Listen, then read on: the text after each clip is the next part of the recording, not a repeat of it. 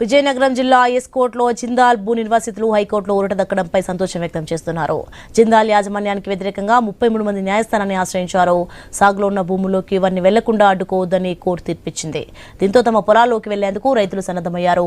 అడ్డుకునే ప్రయత్నం చేస్తే కోర్టు ధిక్కరణ పిటిషన్ వేస్తామని రైతులు హెచ్చరించారు.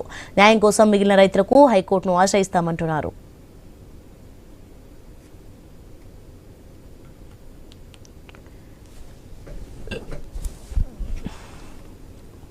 మీకు కోర్టు నుంచి ఆర్డర్ రాలేదు, మీరు వెళ్ళిపోండి, మీరు ఇక్కడ ఉండద్దు అనుకుని చెప్పారండి పోలీసులు అండి.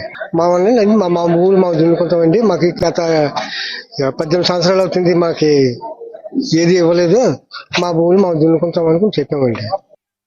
వెళ్తేనేమో మీకు కోర్టు నుంచి ఆర్డర్ రాలేదు, మీరు వెళ్ళిపోండి, మీరు ఇక్కడ ఉండద్దు అనుకుని చెప్పారండి పోలీసులు అండి. మమ్మల్ని మా ఊరు మాకు దున్నుకుంటామండి, మాకు గత 18 సంవత్సరాలు అవుతుంది, మాకు ఏది ఇవ్వలేదు, మా భూములు మాకు దున్నుకుంటాం అనుకుని చెప్పామండి.